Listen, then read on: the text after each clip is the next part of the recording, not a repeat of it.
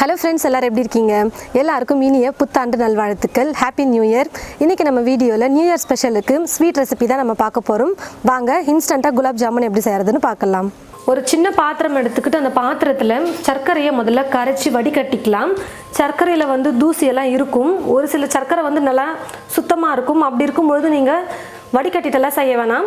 ஒரு சில சர்க்கரை பார்த்தீங்கன்னா தூசி எல்லாம் இருக்கிற மாதிரி இருக்கும், கருப்பு கருப்பாலாம் தூசி இருக்கிற மாதிரி இருக்கும். அதனால முதல்ல சர்க்கரையை கரைச்சி வடிகட்டிட்டு அதுக்கப்புறமா நம்ம குலாப் ஜாமுனுக்கு ஜீரா ரெடி பண்ணிக்கலாம். நான் பார்த்தீங்கன்னா 700 கிராம் சர்க்கரை எடுத்து வச்சிருக்கேன். இந்த சர்க்கரையை ஒரு பாத்திரத்தில் சேர்த்துடுறேன். இது கூடவே 1 லிட்டர் தண்ணி சேர்த்துக்க போகிறேன். தண்ணி அளந்து சேர்த்துக்கோங்க. இப்போ ஸ்டவ்வை பற்ற வச்சுக்கிட்டு சர்க்கரையை கரைச்சிக்கலாம்.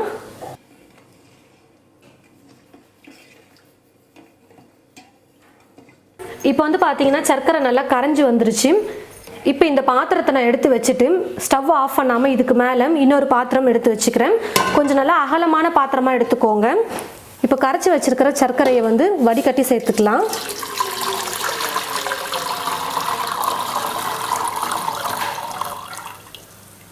இப்போ நம்ம தூசியெல்லாம் எதுவுமே இல்லாத மாதிரி நல்லா சர்க்கரையை கரைச்சி வடிகட்டி எடுத்தாச்சு.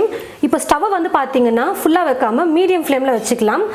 குலாப் ஜாமுனுக்கு பார்த்தீங்கன்னா கம்பி பதம் வர வரைக்கும் பாகெல்லாம் நம்ம எடுக்கக்கூடாது. கொஞ்சம் லைட்டாக சர்க்கரை கரைசல் பிசு பிசுன்னு ஒட்டுற அளவுக்கு இருந்ததுன்னா போதும். அதுதான் கரெக்டான பதம் குலாப் ஜாமுன் செய்யறதுக்கு ஜீரா. இப்போ பார்த்தீங்கன்னா தீயை லைட்டாக குறைச்சி வச்சுக்கிற மீடியம் ஃப்ளேமில். இன்னொரு பக்கம் நம்ம குலாப் ஜாமுனுக்கு ஜாமுன் ரெடி பண்ண போகிறோம். ஒரு பக்கம் ஜீரா ரெடி ஆகிட்டே இருக்கட்டும், இன்னொரு பக்கம் நம்ம ஜாமுன் ரெடி பண்ணிக்கலாம். நான் இன்ஸ்டன்ட் குலாப் ஜாமுன் பவுடர் தான் வாங்கிட்டு வச்சிருக்கேன், MTR பிராண்டு. நீங்கள் எந்த பிராண்ட் வேணால் வாங்கிக்கோங்க. நாங்கள் எப்பவுமே இதில் தான் செய்வோம், அதனால் நான் இதே வாங்கிட்டு வந்திருக்கேன். பை 1 get 1ல தான் நான் வாங்கினேன். இப்போ ஒரு பேக்கெட் நான் செய்ய போகிறேன். இப்போ இந்த பாத்திரத்தில் எடுத்து வச்சிருக்கிறேன் ஜாமுன் மிக்ஸ் சேர்த்துக்கலாம். தண்ணி பார்த்தீங்கன்னா ரொம்ப அதிகமாக சேர்க்கக்கூடாது, கொஞ்சமாக தான் சேர்த்து நம்ம மாவு பிசையணும். அதே மாதிரி மாவு ரொம்ப அழுத்தம் கொடுத்து பிசையக்கூடாது, ரொம்ப சாஃப்டாக தான் நம்ம பிசைஞ்சு எடுக்கணும். நீங்கள் தண்ணிக்கு பதிலாக பால் கூட சேர்த்துக்கலாம். பாலை காய வச்சுட்டு நல்லா ஆற வச்சுட்டு சேர்த்துக்கோங்க. இப்போ நான் தண்ணி சேர்த்து தான் மாவு பிசைய போகிறேன்.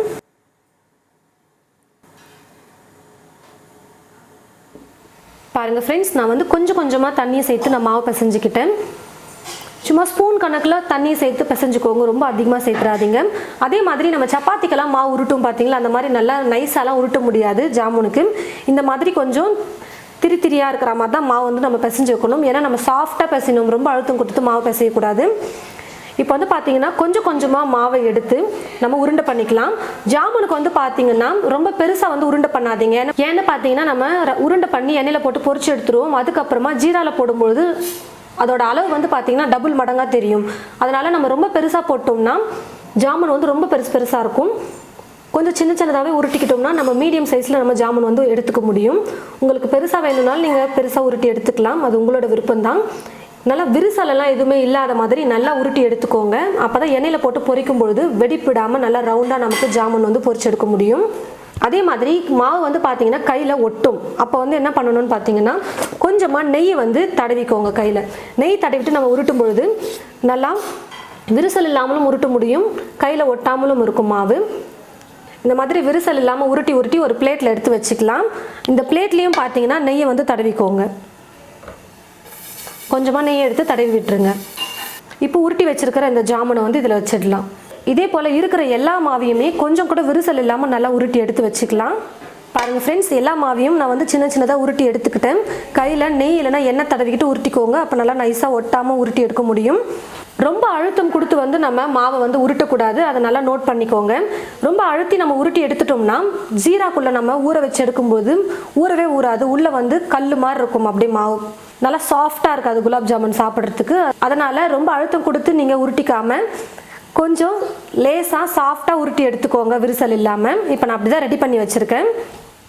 இப்போ இன்னொரு பக்கம் ஸ்டவ்வில் ஜீரா ரெடி பண்ணிகிட்ருக்கோம் மீடியம் ஃப்ளேமில் வச்சுக்கிட்டு. இப்போ இது கூட கொஞ்சம் கலர்ஃபுல்லாக இருக்கிறதுக்காக நான் குங்குமப்பூ கொஞ்சமாக சேர்த்துக்கிறேன். இது ஆப்ஷனல் தான், இல்லைனா நீங்கள் ஸ்கிப் பண்ணிக்கலாம். இப்போ இது கூடவே 2 ஏலக்காவை தட்டி எடுத்து வச்சுருக்க அதை சேர்த்துக்கிறேன். ஏலக்காய் பொடியாக இருந்தால் கூட நீங்கள் சேர்த்துக்கோங்க, இல்லை ஏலக்காவாக இருந்தால் 2 தட்டி சேர்த்துக்கோங்க. ஒரு பக்கம் ஜீரா ரெடி ஆகிட்டே இருக்கட்டும், இன்னொரு பக்கம் இப்போ நம்ம உருட்டி எடுத்து வச்சுருக்கிற மாவை எண்ணெயில் போட்டு பொரிச்சு எடுத்துக்கலாம். கடாயில் எண்ணெய் ஊற்றி வச்சுட்டு எண்ணெய் வந்து பார்த்தீங்கன்னா நல்லா காஞ்சி வந்திருக்கு. எண்ணெய் காஞ்சதுக்கு அப்புறமா ஸ்டவ்வை வந்து மீடியம் ஃப்ளேமில் வச்சுக்கோங்க. தீ ஃபுல்லாக வச்சுட்டு குக் பண்ணவே கூடாது. ஸ்டவ்வை வந்து ஃபுல்லாக வச்சுட்டு குக் பண்ணோம்னா மேலே வந்து சீக்கிரமாக ஜாமுன் வந்து கலர் வந்துடும். ஆனால் உள்ளே வந்து மாவு வெந்திருக்காது, பச்சையாகவே இருக்கும். மிதமான தீயில வச்சுட்டு குக் பண்ணும்போது உள்ளேயும் நல்லா வெந்திருக்கும், மேலேயும் நல்லா பொன்னிறமாக வறுபட்டு கிடைக்கும். நான் வந்து பார்த்தீங்கன்னா அதிகமாக போட்டு பொரிக்க மாட்டேன். கொஞ்சம் கொஞ்சமாக தான் உருட்டி எடுத்து வச்சிருக்கிற மாவை வந்து எண்ணெயில் போட்டு பொரிச்சு எடுப்பேன். அப்போ தான் கரெக்டாக என்னால் பொரிச்சு எடுக்க முடியும்னு சொல்லிட்டு. நீங்கள் நிறைய போட்டு பொரிச்சு எடுக்க முடியும்னாலும் நீங்கள் நிறைய போட்டு எல்லாத்தையும் நல்லா பொன்னிறமாக பொரிச்சு எடுத்துக்கோங்க. எண்ணெயில் தீயை வந்து மிதமான தீயில வச்சுட்டு குக் பண்ணிக்கோங்க. அப்பப்போ கரண்டியை வச்சு கலந்து கொடுங்க. அப்போ தான் எல்லா பக்கமும் நல்லா வெந்து கலர் வந்து எல்லா பக்கமும் ஈவனாக மாறி வந்திருக்கும். பாருங்க ஃப்ரெண்ட்ஸ், ஸ்டவ்வை மீடியம் ஃப்ளேமில் வச்சுக்கிட்டு நல்லா நான் பொன்னிறமாக வர வரைக்கும் நல்லா ஃப்ரை பண்ணி எடுத்துக்கிட்டேன். நல்லா இந்த மாதிரி கொஞ்சம் டார்க்காக கலர் வர வரைக்கும் பொரிச்சுக்கோங்க. ரொம்ப லைட்டாக நம்ம மேலே பொன்னிறமாக வந்துருச்சு அப்படின்னு சொல்லிட்டு எடுக்கும்பொழுது உள்ளே வந்து மாவு வந்து பச்சையாகவே இருக்கும். நல்லா தீயை குறைச்சி வச்சுட்டு இந்த மாதிரி நல்லா கலர் மாறுற வரைக்கும் பொரிச்சு எடுத்துக்கலாம். நீங்கள் நிறைய உருண்டைகளை போட்டு கூட நீங்கள் எண்ணெயில் பொரிச்சு எடுத்துக்கலாம். இப்போ மீதி இருக்கிற எல்லா உருண்டைகளையும் இதே போல் எண்ணெயில் போட்டு ஸ்டவ்வை மிதமான தீயில வச்சுட்டு நான் வந்து குக் பண்ணி எடுத்துக்கிறேன். ஒரு பக்கம் நான் கடாயில் ஜாமுன் வந்து பொரிச்சிட்ருக்கேன். இன்னொரு பக்கம் வந்து பார்த்தீங்கன்னா ஜீராவும் ரெடி ஆகிடுச்சு. நான் ஏற்கனவே சொன்ன மாதிரி பாகு பதத்துக்கு நம்ம வந்து ஜீராவை ரெடி பண்ணக்கூடாது. கையில் கொஞ்சமாக எடுத்து பார்த்தோம்னா கொஞ்சம் பிசு பிசுன்னு ஒட்டுற மாதிரி இருந்தால் போதும். லைட்டாக பிசு பிசுன்னு ஒட்டுற மாதிரி இருந்தால் போதும், ஜீரா வந்து ரெடி ஆகிடும். ஒரு கம்பி பதம், அரை கம்பி பதமெல்லாம் பாகு அளவுக்கெல்லாம் நம்ம ஜீரா வந்து காய்ச்சவே தேவையில்லை. இப்போ நான் ஸ்டவ் ஆஃப் பண்ணிடுறேன். நான் பாதி அளவுக்கு வந்து ஜாமுன் வந்து பொரிச்சு எடுத்துட்டேன். இன்னும் கொஞ்சம் தான் இருக்குது. அதுக்குள்ளே இது வந்து கொஞ்சம் சூடாகட்டும். பொரிச்சு வச்சிருக்கிற ஜாமுனை வந்து ரொம்ப சூடாக இருக்கிற ஜீராவில் வந்து போடக்கூடாது. கொஞ்சம் லைட்டான சூட்டில் இருக்கும்போது தான் நம்ம போடணும். ஜீரா ரொம்ப சூடாக இருக்கும்பொழுது நம்ம ஜாமுனை போட்டோம்னா குழஞ்சி போயிடும். ஜீரா கொஞ்சம் மிதமான சூட்டில் இருக்கும்போது தான் நம்ம ஜாமுன் போடணும். மீதி இருக்கிற ஜாமுனை பொரிச்சு எடுக்கிறதுக்குள்ளே இது கொஞ்சம் சூடு ஆறட்டும். பாருங்கள் ஃப்ரெண்ட்ஸ், எல்லா ஜாமுனையும் நான் வந்து எண்ணெயில் போட்டு பொரிச்சு எடுத்துட்டேன். இப்போது சர்க்கரை ஜீராவில் நம்ம சேர்த்துக்கலாம்.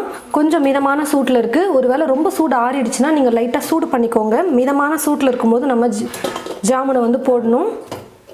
கேப் இருக்கணும். ஏன்னா ரொம்ப நெருக்கமாக போட்டுட்டிங்கன்னா ஜீராவில் ஊறும்பொழுது கொஞ்சம் நல்லா பெருசாக வரும் ஜாமுன். அப்போ இடம் இல்லைன்னா சரியாக ஊறாமல் போயிடும். நல்லா இந்த மாதிரி ஃப்ரீயாக கேப் இருக்கிற மாதிரி போட்டுக்கோங்க. அப்போ ஊற ஊற நல்லா ஃப்ரீயாக எழும்பி வரும், நல்லா பெருசாக. இப்போ வந்து பார்த்தீங்கன்னா ஒரு 4-5 மணி நேரத்துக்கு அப்படியே விட்டுடலாம், நல்லா அப்சர்வ் ஆகட்டும். நாங்கள் வந்து பார்த்தீங்கன்னா எப்போவுமே நைட்டில் வந்து செஞ்சுருவோம். நைட்டில் செஞ்சிட்டோம்னா அடுத்த நாள் காலைல சாப்பிட்றதுக்கு நல்லா சூப்பராக ஊறி இருக்கும் ஜீராவில்.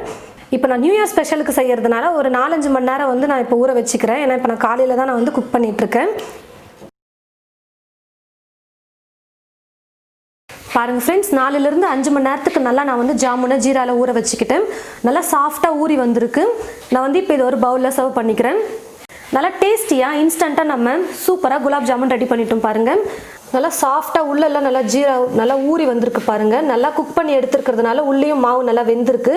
சாப்பிடவே நல்லா டேஸ்டியாக சூப்பராக இருக்கும். நீங்களும் இதே போல் உங்களுடைய வீட்டில் குலாப் ஜாமுன் ட்ரை பண்ணி பாருங்கள். ட்ரை பண்ணி பார்த்துட்டு எப்படி இருக்குன்னு மறக்காமல் கமெண்ட் பாக்ஸில் வந்து கமெண்ட் பண்ணுங்கள். இந்த வீடியோவை மற்றவங்களுக்கும் ஷேர் பண்ணுங்கள். இது போல் நிறைய ரெசிபிஸ் பார்க்க தமிழ் ஃபுட் மசாலா சேனலை மறக்காமல் சப்ஸ்கிரைப் பண்ணிக்கோங்க. கூடவே பக்கத்தில் இருக்கிற பெல் ஐக்கானை கிளிக் பண்ண மறந்துடாதீங்க. தேங்க்யூ.